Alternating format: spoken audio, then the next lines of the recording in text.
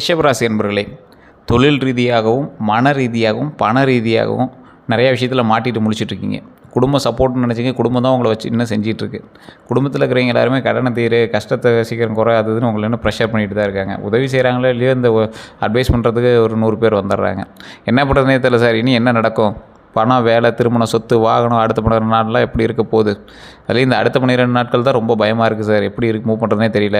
நடுப்பாதையில் இருக்கிற கண்ணு முன்னாடி 2 பாதை போகுது. ஒன்று அதை சரி பண்ணணும், இன்னொன்று அதுக்குள்ளே போந்து அது என்ன பண்ணணுமோ அதுக்கான அவுட்புட்டை நம்ம சந்திச்சு தான் ஆகணும்.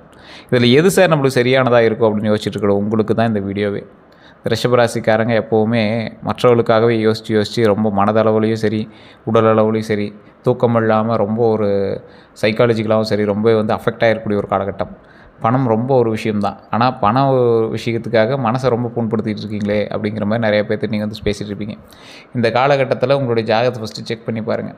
இதை நீங்கள் விளம்பரமாக எடுத்துட்டாலும் சரி, உங்களுடைய லோக்கலில் இருக்கக்கூடிய ஜோதிடர்கிட்ட ஃபஸ்ட்டு கொண்டு போய் கொடுங்க உங்கள் ஜாதகத்தை. ஏன்னா இப்போ நம்ம என்ன தான் வீடியோ போட்டாலும், ஏன் சார் யூடியூப்பில் சொல்கிற வீடியோஸ்லாம் ஒரு பாதி தான் பலிக்குது, மீதி பலிக்கலை அப்படின்னு கேட்டால், யூடியூப்பில் சொல்லக்கூடிய வீடியோ இப்போ ரிஷபராசிக்கு சொல்கிறாங்க அப்படின்னா, இந்தியாவில் மொத்த பேர் 140 கோடி பேர் இருக்கான். அதில் ரிஷபராசியில் கிட்டத்தட்ட 10-12 கோடி பேர் இருப்பான். எல்லாருக்குமே இந்த விஷயங்கள் பலிக்குமா அப்படின்னு கேட்டால் பலிக்கிறதில்ல. ஏன் அப்படின்னா அவங்களுக்கு தசாபுத்தி வேறு, நட்சத்திரம் வேறு. இப்போ நடந்துருக்கக்கூடிய லக்கினம் இப்போ நடந்துருக்கக்கூடிய தசாபுத்தி, ஏற்கனவே இருக்கக்கூடிய லக்கினம், பிறந்த நேரம், பிறந்த ஊர், மற்ற அவங்களோட பிரயாணிக்கக்கூடிய மற்ற ராசிகள். ஒரு எக்ஸாம்பிள் சொல்லணும் அப்படின்னா, உங்களுக்கு நல்ல ராசி போயிட்டு இருந்திருக்கும், திடீர்னு உங்களோட குழந்தைகள் பிறந்திருக்கும், உங்களோட மனைவி திருமணமாக இருக்குது, டக்குன்னு ஒரு சேஞ்சஸ் தெரிஞ்சிருக்கும். இந்த மாதிரி நிறையா விஷயங்களால் வேறுபட்டுருக்கும். அப்போ யார் எப்படி இருக்குது அப்படின்னு ஃபஸ்ட்டு ஜாதகத்தை பார்த்தா மட்டும் தான் கணிக்கவே முடியுங்க. அப்போ முதல்ல என்ன பண்ணணும், ஜாதகத்தை செக் பண்ணணும். ஜாதகத்தை செக் பண்ணும்போது நீங்கள் ஒரு விஷயத்தை நல்லா புரிஞ்சுக்கணும்.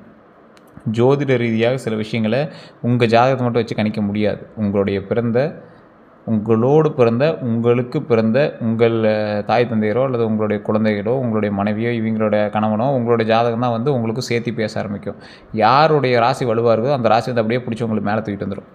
ஸோ இது வேணும் அப்படின்னா கீழே இருக்கக்கூடிய நம்பருக்கு வாட்ஸ்அப்போ அல்லது ஃபோன் பண்ணியோ நீங்கள் பேசிக்கலாம். வெளிநாட்டில் இருக்கிறவங்க வாட்ஸ்அப் மூலமாக தொடர்பு கொள்ளலாம். இந்த ரிஷபராசியை பொறுத்த வரைக்கும் நீண்ட நாட்களாக நின்ற வேலை மீண்டும் நகர ஒரு வாய்ப்பு. வராமல் இருந்த பணம் திரும்ப கிடைக்குங்க. புதிய வேலை அல்லது கூட்டுதல் வருமானம் உங்களுக்கு கிடைக்கிறதுக்கான வாய்ப்புகள் உண்டு. குடும்பத்தில் இருந்த குழப்பம்லாம் குறையுங்க. திருமண பேச்சில் முன்னேற்றம் ஏற்படக்கூடிய ஒரு காலகட்டம். வீடு அல்லது நிலம் அல்லது வாகனம் வாங்கிறதுக்கான எண்ணம் வலுப்பெறும். உங்களை பயன்படுத்தியவர்கள் உண்மை தெரிய வரலாம். பழைய நண்பர் அல்லது உறவினர் மீண்டும் தொடர்பு கொள்வாங்க. இதுவரை உங்களை மதிக்காதவங்க உங்கள் மதிப்பை புரிந்து கொள்ளக்கூடிய ஒரு வாய்ப்பு அமையுது. சிறிய வாய்ப்பு பெரிய வருமானமாக மாறக்கூடியதுக்கான வாய்ப்புகள் கிடைக்குது. கடனை குறைக்க ஒரு நல்ல திட்டம் அமைக்கலாம். வாழ்க்கையில் நிலையான முடிவு எடுக்கக்கூடிய ஒரு காலகட்டமாக அமையுதுங்க. இனி என்ன நடக்க போகுது அப்படிங்கிறத நம்ம தெரிஞ்சுக்கலாம். வாழ்க்கையில் நிலையான மாற்றம். ரிஷபராசிக்காரர்களுக்கு மாற்றம் மெதுவாக தொடங்கினாலும் அது ஒரு பலமான ஒரு பேஸ்மெண்ட்டை போட்டு அற்புதமாக உட்காரும்.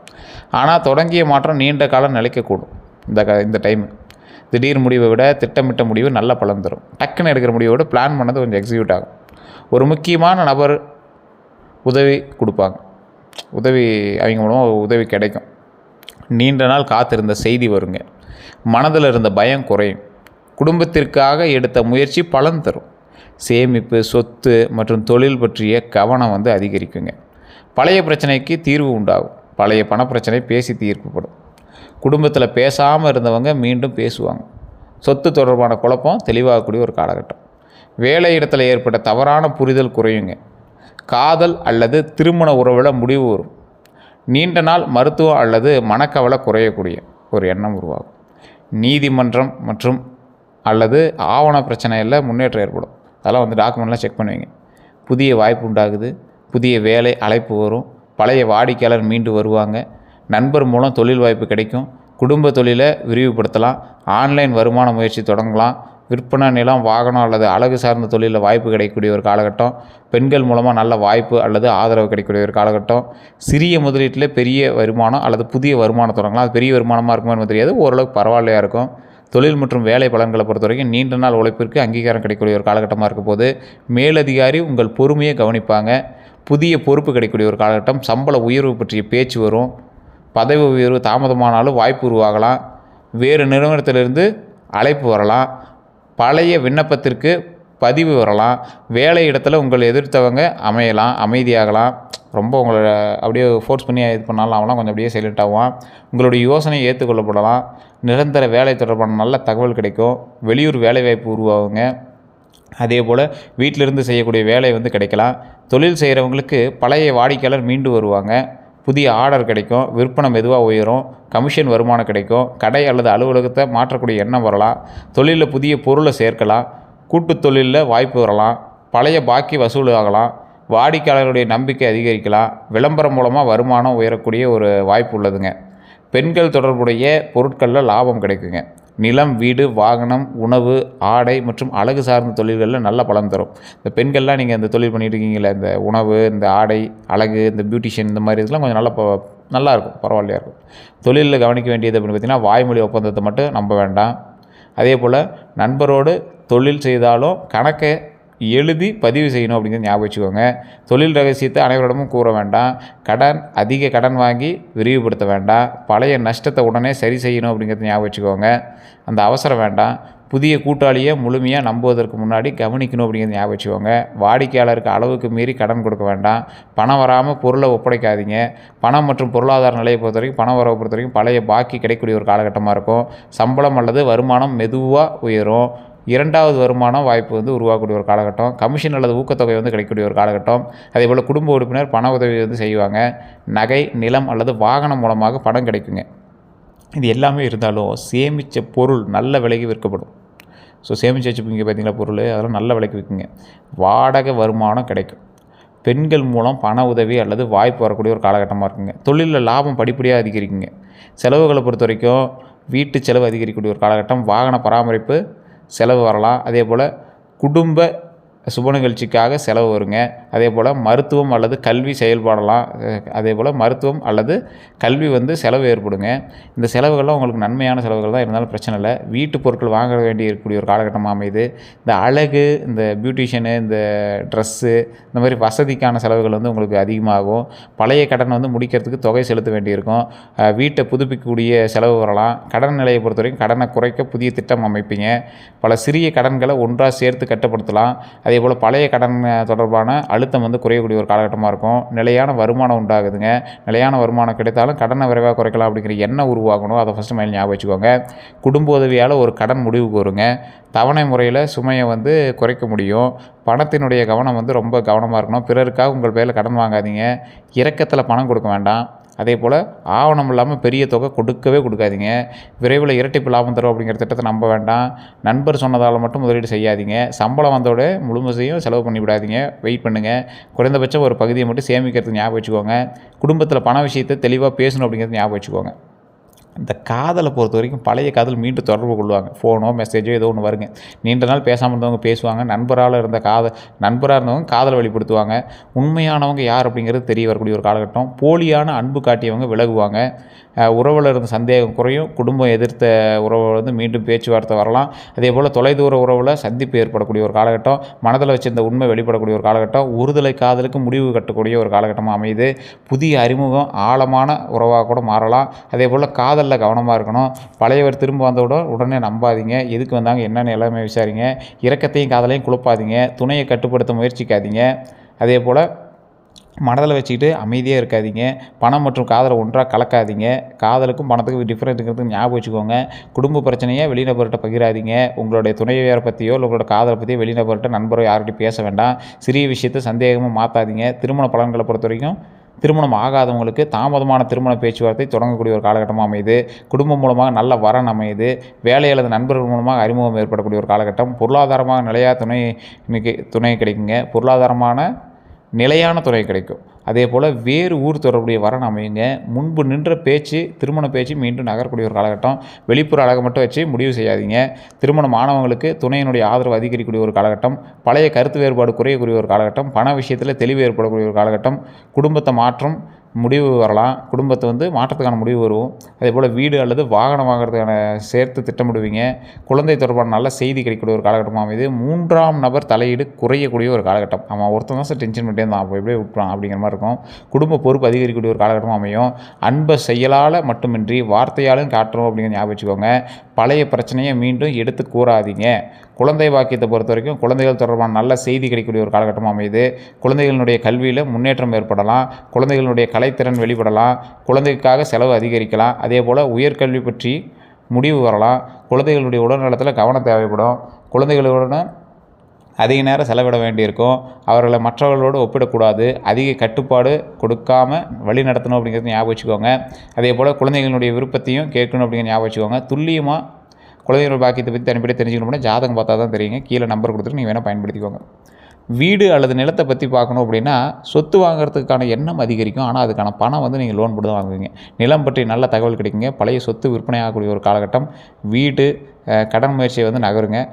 குடும்ப சொத்தில் வந்து பங்கு கிடைக்கிறதுக்கான ஒரு வாய்ப்பு அமையுது. பங்கு பிரிப்பில் வந்து பேச்சு வந்து வரும்.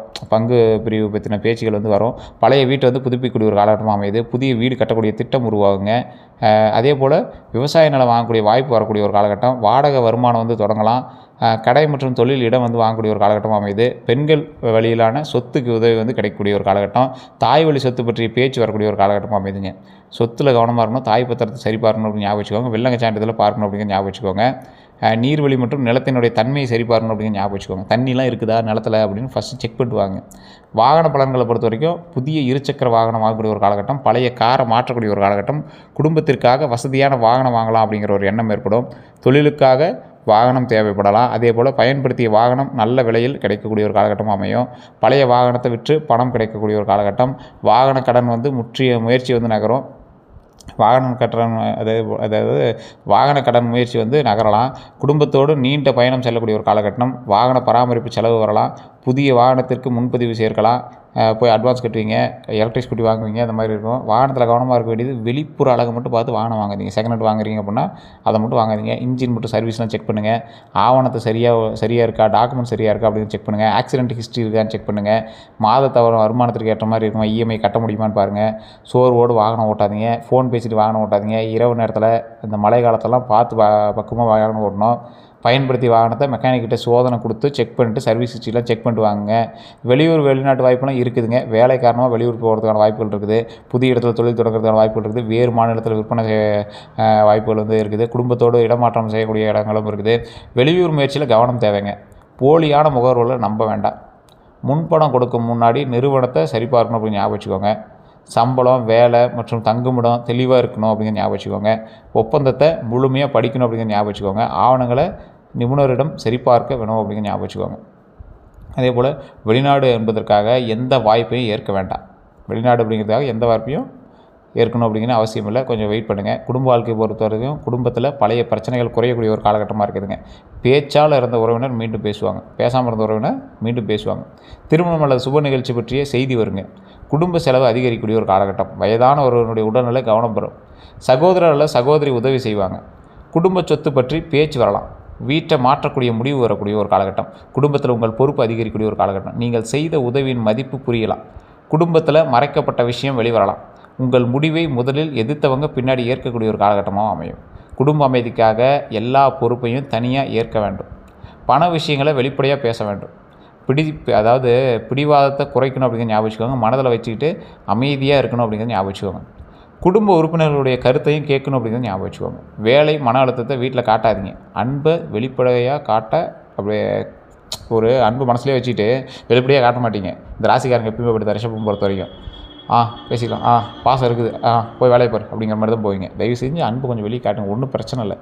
ரிஷபராசினுடைய குணாதிசயமே பூமி தத்துவம் கொண்ட ராசி அப்படின்னு சொல்லுவாங்க. ரிஷபராசி சுக்கிரனுடைய அதிபதி. சுக்கிரன்னா வாகனத்துக்கு உண்டானவர். வாகனத்தை சுத்தமாக வச்சுருக்கீங்க அப்படின்னா ரொம்ப நல்லதுங்க. அழகு, அன்பு, கலை, வசதி மற்றும் பொருளாதாரம் ஆகியவற்றால் உங்களுக்கு ஈர்ப்பு அதிகமாக இருக்கும். ஈர்ப்பு ரொம்ப அதிகமாக இருக்கும். நிலையான வருமானத்தை விரும்புவீங்க. திடீர் மாற்றத்தை எளிதில் ஏற்க மாட்டீங்க. ஒருவரை நம்பிய பிறகு உண்மையாக இருப்பீங்க. குடும்பம் மற்றும் சொத்து முக்கியமாக நினைப்பீங்க. அதே போல் பொறுமையான உழைப்பவங்க. அதே போல் உணவு, ஆடை, வீடு மற்றும் வசதிகளை விரும்பக்கூடிய நபர் நீங்கள். கலை மற்றும் அழகுணர்வு அதிகமாக இருக்கும் உங்களுக்கு. சேமிக்க வேண்டும் அப்படிங்கிற எண்ணம் இருக்கும். வெளியில் அமைதியாக இருந்திருப்பாங்க. அதே போல் கோபம் வந்தால் கட்டுப்படுத்த கடினமாக இருப்பாங்க. பிடிவாதம் அதிகமாக இருக்கக்கூடிய ஒரு காலகட்டம். தங்களுக்கு சொந்தமானதை பாதுகாப்பாங்க.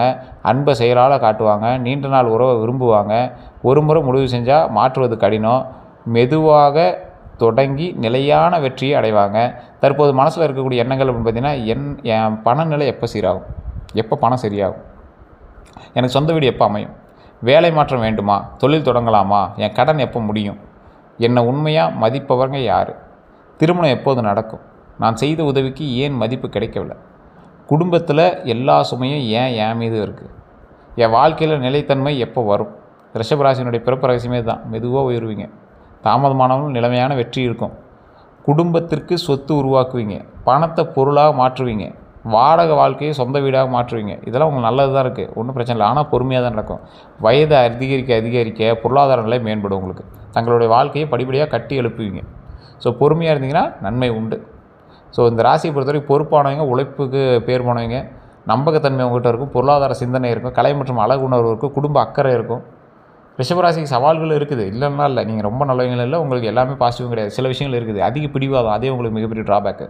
மாற்றத்தை ஏற்க தாமதமாகிறது, அது ரொம்ப பெரிய ட்ராபேக்கு.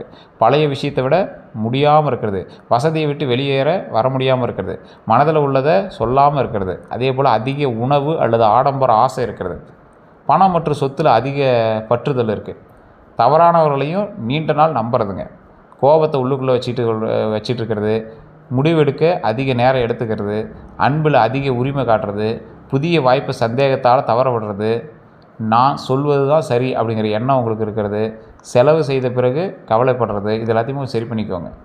முக்கிய சவால் அப்படின்னா நிலைத்தன்மையை விரும்புவது நல்லது, ஆனால் பழைய சூழல் பாதுகாப்பாக இருக்கிறதா நினச்சி புதிய வாய்ப்பு தவற விடக்கூடாது. ஓகேவா?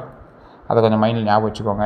மற்றபடி எல்லாமே நல்லா இருக்குது. மற்றவங்க உங்களை எப்படி பார்ப்பாங்க அதெல்லாம் நீங்கள் மைண்டில் போட்டுக்காதீங்க. காதலில் மட்டும் கொஞ்சம் பார்த்துருங்க. ஏற்கனவே உங்களை ஏமாற்றினவங்க அதெல்லாம் கொஞ்சம் பார்த்துருங்க. நண்பர்கள்ட்ட பண விஷயத்தில் கவனமாக இருங்க. உறவுகள்கிட்ட பணம் கொடுக்குறது வாங்குறதுல கவனமாக இருங்க. பணியிடத்தில் தேவையில்லாத பொறாமை குணம் கொண்டவர்கள்ட்ட கொஞ்சம் எச்சரிக்கையாக இருங்க. அதே போல் எப்போ கவனமாக இருக்கணும்னா பழைய நண்பர் திடீர்னு நெருங்கும்போது கொஞ்சம் பார்த்துருங்க. அதிக லாபம் தரக்கூடிய முதலீடு தரோம் அப்படின்னு சொல்லும்போது ஒரு அளவுக்கு கொஞ்சம் எச்சரிக்கையாக இருங்க. ஒரு அளவுக்கு மீறி புகழும்போது ரொம்ப எச்சரிக்கையாக இருங்க. குடும்ப உறுதுணையாக இருக்கிறவங்க உங்களோட குடும்பமும் உங்களுக்கு ஒரு உறுதுணை. அதே போல் பணத்தை விட உறவு முக்கியமாக நினைக்கிறவங்க தான் உங்களுக்கு உறுதுணைங்கிறது ஞாபகம் வச்சுக்கோங்க. உங்கள் அமைதியை புரிஞ்சுக்கிறவங்க தான் உறுதுணை அப்படின்னு ஞாபகம் வச்சுக்கோங்க. உங்கள் உடல் நலம் மற்றும் ஓய்வை கவனிக்கிறவங்க தான் உங்களுக்கு உறுதுணை. கஷ்டத்தில் செயலால் உதவுறவங்க தான் உங்களுக்கு உறுதுணை. சவாலாக இருக்கிறவங்க உங்கள் வருமானத்தை மட்டும் எதிர்பார்க்குறவங்க உங்களுக்கு சவால். அவங்ககிட்ட ரொம்ப எச்சரிக்கையாக இருங்க. பணம் கேட்டு மீண்டும் மீண்டும் நெருங்குறவங்கிட்ட ரொம்ப எச்சரிக்கையாக இருங்க. அந்த விஷயத்தில் நீங்கள் தான் எப்பயுமே எச்சரிக்கையாக இருக்கணும் அப்படின்னு ஞாபகம் வச்சுக்கோங்க. அதே போல் ரிஷபராசிக்கான தொழில் அப்படின்னு பார்க்கும்போது நிலம் மற்றும் கட்டிடம், இந்த பணம் மற்றும் கணக்கு, அழகு மற்றும் கலையெல்லாம் நல்லாயிருக்கும். உணவு மற்றும் விவசாயம் துறையெல்லாம் உங்களுக்கு ஓரளவுக்கு செட் ஆகும். வாகனம் மற்றும் வணிகம்லாம் ஓரளவுக்கு பரவாயில்லையாகவே இருக்கும். இந்த செய்வன விஷயத்தில் மட்டும் கொஞ்சம் எச்சரிக்கையாக இருங்க. யாராவது உங்களுக்கு பண்ணியிருக்காங்களா அப்படின்னா உங்களுக்கு ஏதாவது வேலை தடையோ இல்லை பணத்தடையோ உடல்நல குறைவோ ஏதாவது ஏற்பட்டுருக்கா பாருங்கள். ரொம்ப நாளாக சரி பண்ண முடியல, சரி பண்ணி ஏதாவது இருக்கா பாருங்கள். அப்படி தான் உங்களுக்கு ஈஸியாக கெஸ் பண்ணிடலாம். அப்படி ஏதாவது இருந்தது அப்படின்னா மறக்காம கமெண்ட் செக்ஷனில் பதிவிடுங்க. கீழே இருக்கக்கூடிய நம்பரை நீங்கள் வந்து பயன்படுத்தி நீங்கள் வாட்ஸ்அப் மூலமாக கேட்டு தெரிஞ்சுக்கலாம். அதே போல் நல்ல நேரம் எப்போ தொடங்குது அப்படின்னா பிடிவாதத்தை குறைக்கும் போது உங்களுக்கு நல்ல நேரம் தொடங்குது. ஒரே பாயிண்ட் தான், குடும்ப பொறுப்பை பகிர்ந்து கொடுக்கும்போது உங்களுக்கு நல்ல நேரம் தொடங்குது. மற்றபடி எல்லாமே அற்புதமாக இருக்குது. அடுத்த 12 நாட்கள் கொஞ்சம் யோசித்து செயல்படணும். எல்லா விஷயத்துலையும் பரவாயில்லையாக இருந்தாலும் பணம் தொடர்பான செய்தி வரும். பழையவர் தொடர்பு கொள்வாங்க. புதிய வேலை அல்லது தொழில் வாய்ப்பு தெரியலாம். அதே போல் பழைய பாக்கி பற்றிய முன்னேற்றம் ஏற்படும். ஒரு ஆவணத்தை சரிபார்க்கணும் அப்படிங்கிற ஞாபகம் வச்சுக்கோங்க. திருமணம் அல்லது காதல் பற்றிய தெளிவு கிடைக்கக்கூடிய ஒரு காலகட்டம். வாகனம் வாங்கும்போது அதை பற்றிய சில விஷயங்களை செக் பண்ணணும் அப்படிங்கிற ஒரு காலகட்டமாக அமையுது. பண வரவு அல்லது வேலை தொடர்பான நல்ல செய்தி கிடைக்கும். உடல் நலத்தில் கொஞ்சம் பார்த்துக்கோங்க. தொண்டை தொடர்பான தொந்தரவு இருக்கும், கழுத்து வலி இருக்கும், உடல் எடை அதிகரிப்பு இருக்கும், இல்லை செரிமான பிரச்சனை இருக்கும், தூக்கக்குறைவு இருக்கும், சர்க்கரை அளவு தொடர்பான கவலை உங்களுக்கு ஏற்பட்டிருக்கும். உடல் சோர்வு, மன அழுத்தம், சளி அல்லது அலர்ஜி, அந்த முதுகு தோள்பட்டையெல்லாம் வலி இருக்குங்க. அதெல்லாம் கொஞ்சம் பார்த்து இருந்துக்குவாங்க. உடல் ஆரோக்கியத்தில் ரொம்ப கவனமாக இருங்க. மற்றபடி எல்லாமே நல்லா இருக்குது. உங்களுக்கு பரிகாரம்னு சொன்னால் வெள்ளிக்கிழமை மகாலட்சுமி வழிபாடு பண்ணுங்கள். ஓம் மகாலட்சுமியை போற்றி, ஓம் மகாலட்சுமியை போற்றி, ஓம் மகாலட்சுமியை போற்றி அப்படின்னு தினந்தோறும் சொல்லி வழிபடுங்க. ரொம்ப நல்லது. கமெண்ட் செக்ஷன் 3 டைம் மறக்காமல் டைப் பண்ணுங்கள். வீட்டில் நெய் விளக்கு தீபம் வச்சு வழிபடுங்க. ரொம்ப அற்புதமாக இருக்கும். மற்றபடி எல்லாமே நல்லா இருக்குங்க. உழைப்பால் சொத்து உருவாக்கக்கூடியவங்க நீங்கள். பொறுமையாக தான் சொத்து ஏறும். மற்றபடி நன்மையாக இருக்குது. இந்த காலகட்டம் கொஞ்சம் முன்ன பின்ன இருந்தாலும் போக சரியாயிடும். வேறு ஏதாவது தகவல் வேணும்னா கீழே கூடிய நம்பருக்கு பயன்படுத்தி நீங்கள் வாட்ஸ்அப் மூலமாவோ அல்லது ஃபோன் மூலமாக பேசி தெரிஞ்சிக்கலாம். எல்லோருக்கும் நன்றி நண்பர்களே. நம்ம சேனலை ஃபாலோ பண்ணிக்கோங்க. இதோட நம்ம சேனல் சப்ஸ்கிரைப் பண்ணிக்கோங்க. எல்லோருக்கும் நன்றி நண்பர்களே.